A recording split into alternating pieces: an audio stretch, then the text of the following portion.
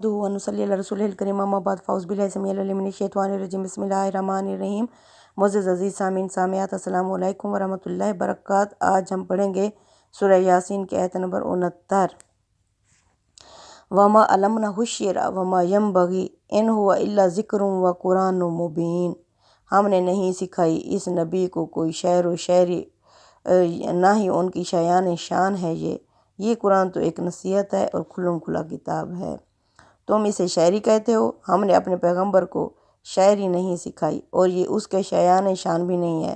یہ تو صرف ایک یاد دہانی ہے اور ایک واضح قرآن مبین ہے۔ سبحان اللہ۔ یعنی کہ تم اسے شاعری کہتے ہو۔ قرآن کے مخالفین جب دیکھتے کہ لوگ اس کی دعوت اور اس کی معجزانہ فصاحت اور بلاغت سے متاثر ہو رہے ہیں تو اس کے مدعا سے توجہ ہٹانے کے لیے ان سے کہتے تھے کہ اسے خدائی کلام یا وحی الہام سمجھنے کی ضرورت نہیں ہے، یہ محض شاعر ہے اور جادو بیانی ہے جس سے یہ شخص تمہارے دل و دماغ کو مسخر کر کے تمہیں یہ باور کرنا چاہتا ہے کہ یہ خدا کا رسول ہے۔ آگے اسی کا اللہ نے جواب دیا ہے۔ محمد صلی اللہ علیہ وسلم شاعر ہیں اور نہ ہی شاعری ان کی شایان شان ہے، اس لیے کہ شاعر گفتار کے غازی ہوتے ہیں، کردار کے غازی نہیں ہوتے۔ ان کا کلام ایک مجموعہ تضادات پر ہوتا ہے، یعنی وہ جو کہتے ہیں وہ کرتے نہیں ہیں۔ اللہ فرماتے ہیں وہ ہر وادی میں بھٹکتے پھرتے ہیں۔ ان کے پیرو بالعموم وہی لوگ ہوتے ہیں جو علم و عقل کے بجائے اپنی باغ جذبات اور خواہشات کے ہاتھ میں دے دیتے ہیں۔ بالبداہت واضح ہے کہ ان میں سے کوئی بات بھی پیغمبر کے شایان شان ہی نہیں ہے۔ چاچا قرآن کی اتھاہ سنجیدہ فضا ہے، اس میں حقائق اور غیب کا بے مثال انکشاف ہے، اس میں اصول و فروع کا نادر اتحاد اور لفظ و معنی کا بے نظیر ارتباط ہے، اس میں خدائی قانون اور خدائی حکمت کا بیان ہے۔ یہ سب اس سے بہت برتر ہے کہ آدمی اس میں محض لفظوں کا آہنگ اور موسیقی اور قوافی اور فواصل کا اہتمام دیکھے اور اسے شاعری کہہ کر فارغ ہو جائے۔ قرآن سے پہلے زبور بھی اسی اسلوب کلام کا بے مثال شاہپارہ تھا، وہ اپنی اصلی زبان میں باقی نہیں رہی، مگر جو کچھ باقی ہے اسے ہی دیکھ لیجئے، وہ بھی صاف بتا رہا ہے کہ ای کتاب از آسمان دیگر است۔ اللہ فرماتے ہیں یہ تو ایک یاد دہانی یعنی اور واضح قرآن ہے۔ یہ کس طرح یاد دہانی ہے، یہ کس لحاظ سے یاد دہانی ہے؟ استاد امام امین احسن اسرائی نے وضاحت فرمائی ہے، وہ لکھتے ہیں یہ ان تمام حقائق کی بھی یاد دہانی کرتا ہے جو اللہ تعالیٰ نے انسانی فطرت کے اندر ودیت فرمائے ہیں، اس پوری تاریخ ہدایت کی بھی یاد دہانی کرتا ہے جو حضرت آدم علیہ السلام سے لے کر حضرت محمد صلی اللہ علیہ وسلم تک پھیلی ہوئی ہے، اور ان تمام نتائج اور عواقب کی بھی یاد دہانی کرتا ہے جو دنیا اور آخرت دونوں میں لازماً پیش آ کے رہیں گے۔ اگر اللہ کے رسول کی تکذیب کی گئی، انہیں جھٹلا دیا گیا تو یعنی اللہ فرماتے ہیں یعنی بغیر کسی ابہام کے قطعی اور دو ٹوک طریقے پر حقائق کو واضح کر دینے والا یہ قرآن ہے۔ سبحان اللہ۔ منذرا تاکہ یہ خبردار کرے ہر اس شخص کو من کان حیوں جو زندہ ہو، ویحق القول علی الکافرین اور میری بات پوری ہو جائے، پکی ہو جائے اور منکروں پر خدا کی حجت تمام ہو جائے۔ یعنی اللہ فرماتے ہیں اس کا جو عنوان ہے وہ زندہ انسان ہے، نہ کہ مردہ، یعنی زندہ انسان پر ہی اتمام حجت ہو سکتی ہے، یعنی بغیر کسی ابہام کے قطعی دو ٹوک طریقے پر واضح کر دینے والا یہ کلام، یعنی دل کے زندہ ہوں، یہ عقلی اور روحانی زندگی کی تعبیر ہے۔ قرآن نے جگہ جگہ واضح کیا ہے کہ خدا مردوں کے لیے ہدایت کا اہتمام نہیں کرتا، اس کی ہدایت صرف انہی کے لیے ہے جو اپنے سوچنے سمجھنے اور فیصلہ کرنے کی صلاحیتوں کو زندہ رکھتے ہیں۔ ہدایت اور ضلالت کے باب میں یہی سنت الہی ہے، یہی اللہ کا طریقہ رہا ہے کہ ہمیشہ سننے والے زندہ انسانوں کے لیے اللہ اپنے کلام نازل کرتا ہے۔ آگے آیت نمبر 71 میں اللہ فرماتے ہیں اولم یرو، کیا یہ دیکھتے نہیں ہیں، انا خلقنا لہم کہ ہم نے پیدا کیا ان کے لیے، مما عملت ایدینا وہ جو ہم نے اپنے ہاتھوں سے عمل کیا بنایا، انعامن یعنی مویشی، فہم لہ مالکن جس کے یہ مالک بنے ہوئے ہیں، وذللناہا لہم ہم نے تابع کر دیا ان چوپائیوں کو، ان مویشیوں کو ان کے، فمنہا رکوبہم جن پر یہ سواریاں بھی کرتے ہیں، ومنہا یاکلون جس سے یہ کھاتے بھی ہیں، وَلَهُمْ فِيهَا مَنَافِعُ وَمَشَارِبُ اور ان کے لیے اس میں بہت سارے نفع بھی ہیں مویشیوں میں اور پینے کے مشروبات بھی ہیں، افلا یشکرون کیا یہ شکر ادا نہیں کرتے؟ کیا انہوں نے غور نہیں کیا ہم نے اپنے ہاتھ کی بنائی ہوئی چیزوں میں سے ان کے لیے چوپائے پیدا کیے اور اب یہ ان کے مالک ہیں، اور ہم نے ان کو اس طرح ان کا تابع کر دیا کہ ان میں سے بعض ان پر ان کی سواریاں ہیں اور ان میں سے بعض کا گوشت کھاتے ہیں، اور ان کے لیے ان کے اندر دوسری فائدے بھی ہیں اور خاص کر پینے کی چیزیں بھی۔ پھر کیا یہ شکر ادا نہیں کرتے؟ یعنی اپنے ہاتھ سے بنایا، یعنی اپنی خاص قدرت اور حکمت سے بنائی، جس میں کسی دوسرے کا ذرہ برابر بھی کوئی دخل نہیں ہے۔ افلا یشکرون، اللہ فرماتے ہیں پھر یہ شکر ادا کیوں نہیں کرتے؟ مطلب یہ ہے کہ ان نعمتوں کا حق تو یہ تھا کہ یہ خدا ہی کے شکر گزار ہوتے اور تنہا اسی کی عبادت کرتے، مگر انہیں جب اس حقیقت کی یاد دہانی کی جاتی ہے تو اس کو شاعری قرار دے کر اس سے گریز و فرار کی راہیں تلاش کرنے لگ جاتے ہیں۔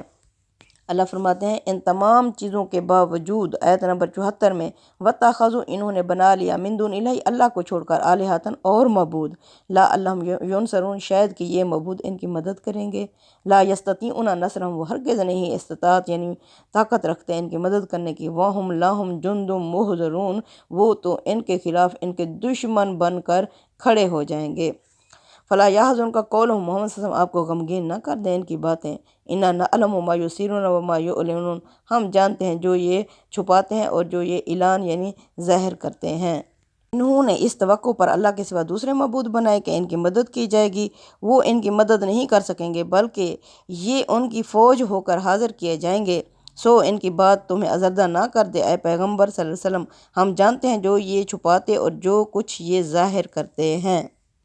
یعنی خدا کی بجائے انہی معبودوں کے لشکر کی حیثیت سے خدا کے حضور میں حاضر ہوں گے اور وہاں فیصلہ ہوگا کہ یہ کس سزا کے مستحق ہیں، لہٰذا ان سے نبٹ بھی لیں گے۔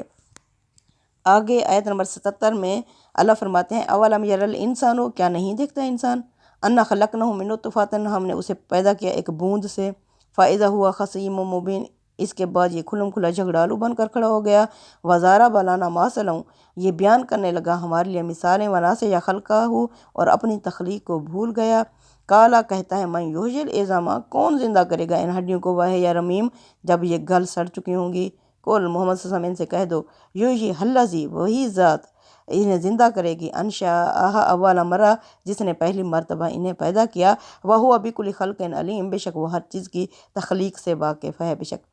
انہیں تعجب ہے کہ مرنے کے بعد یہ کس طرح اٹھائے جائیں گے، کیا انسان کو معلوم نہیں ہے کہ ہم نے اس کو پانی کی ایک بوند سے پیدا کیا، پھر وہ کھلا ہوا حریف بن کر اٹھ کھڑا ہوا، اس نے ہم پر ہی پھپتی چست دی اور اپنی پیدائش کو بھول گیا، کہتا ہے کہ ہڈیوں کو کون زندہ کر سکتا ہے جب کہ وہ بوسیدہ ہو جائیں گی، کہہ دو ان کو وہی زندہ کرے گا جس نے انہیں پہلی مرتبہ پیدا کیا تھا اور اپنی مخلوق کو وہ خوب جانتا ہے۔ سبحان اللہ۔ الذی جعل لکم من الشجر الاخضر نارا فاذا انتم منہ توقدون، وہی جس نے تمہارے لیے ہرے بھرے درخت سے آگ پیدا کر دی، پھر اب اسی سے ہی سلگاتے ہو، یعنی آگ سلگاتے ہو، اولیس الذی، کیا وہ ذات، خالق السماوات، جس نے پیدا کیا آسمانوں کو، والارض، اور زمینوں کو، بقادر، کیا وہ اس بات پر قادر نہیں ہے، الی ان یخلق مثلہم، کہ ان جیسوں کو پھر سے پیدا کر سکے، بلا، ہاں کیوں نہیں، وہو الخلاق العلیم، وہ ماہر خلاق اور ہر بات سے واقف ہے، انما امرہ اذا اراد شیئا، اس کا ارادہ، اس کا حکم تو اس طرح ہوتا ہے جب بھی وہ ارادہ کرتا ہے کسی کام کا، ان یقولا، وہ کہہ دیتا ہے لہو، اس کام سے کون ہو جا، فیکون، تو وہ کام ہو جاتا ہے۔ سبحان اللہ۔ فسبحان الذی، پس پاک ہے وہ ذات، الذی بیدہ ملکوت کل شیء، جس کے ہاتھ میں ہر قسم کی بادشاہت ہے، والیہ ترجعون، اور تمہیں اسی کی طرف ہی لوٹ کر جانا ہے۔ سبحان اللہ۔ اللہ فرماتے ہیں مرنے کے بعد بھی وہی بدلہ دے گا، وہ کیوں دے گا، کس طرح دے گا، کیونکہ اسے معلوم ہے، یعنی مرنے کے بعد مٹی میں رل مل جائیں تو ان سے وہ بے خبر نہیں ہو جاتا، وہ ان کے وجود کے ایک ایک ذرے سے بھی واقف ہے۔ اللہ فرماتے ہیں کہ وہی ذات ہے جس نے ہرے بھرے درخت سے آگ پیدا کر دی، وہ کس طرح، یہ ان درختوں کی طرف اشارہ ہے جن کی شاخوں سے صحراؤں کے مسافر چکماک کا کام لیتے تھے، سورہ کے مخاطبین ان سے اچھی طرح واقف تھے، چنانچہ قرآن نے اسے زد سے زد کے نمودار ہونے کی مثال کے طور پر پیش کیا ہے کہ تمہاری بوسیدہ ہڈیوں کی مٹی سے تم بھی اسی طرح نمودار ہو جاؤ گے، طرح سرسبز درخت سے آگ سلگاتے ہو۔ اللہ فرماتے ہیں اللہ تو اس طرح یعنی جس کسی کام کا ارادہ کرتا ہے تو اس کام سے کون کہہ دیتا ہے تو فیکون وہ کام فوراً ہو جاتا ہے، یعنی اس طریقے سے ہو جاتی ہے جو اس کے لیے مقرر کر دیا جاتا ہے، کبھی چشم زدن میں اور کبھی ہزاروں سال میں یہ کام ہو جاتا ہے۔ اللہ فرماتے ہیں وہ جس کے ہاتھ میں ہر چیز کا اختیار ہے، لہذا تم بھی ہر نقص و عیب سے اس کو پاک قرار دو اور اس حقیقت کو تسلیم کرو کہ کائنات کی تخلیق اور اس کی تدابیر امور میں اس کا کوئی شریک اور سہیم نہیں، وہ وحد لا شریک ہستی ہے، اس کا کوئی ثانی اور ہمسر اور ہم پلا اور ہم برابر نہیں۔ سبحان الذی، پس پاک ہے وہ ذات، الذی بیدہ ملکوت کل شیء، جس کے ہاتھ میں ہر قسم کی بادشاہت ہے، وَإِلَیہ ترجعون، اور تمہیں بھی اسی کی طرف ہی لوٹ کر جانا ہے۔ ہے ذات واحد عبادت کے لائق، زباں اور دل کی شہادت کے لائق، اسی کے ہے فرمان اطاعت کے لائق، اسی کی ہے سرکار خدمت کے لائق، لگاؤ تو لو تم، لگاؤ تو لو تم اس سے اپنی لگاؤ، جھکاؤ تو سر اس کے آگے جھکاؤ، اسی پر ہمیشہ بھروسہ کرو تم، اسی کے صدا عشق کا دم بھرو تم، اسی کے غضب سے ڈرو اگر ڈرو تم، اسی کی طلب میں مرو اگر مرو تم، مبرّا ہے شرکت، مبرّا ہے شرکت سے اس کی خدائی،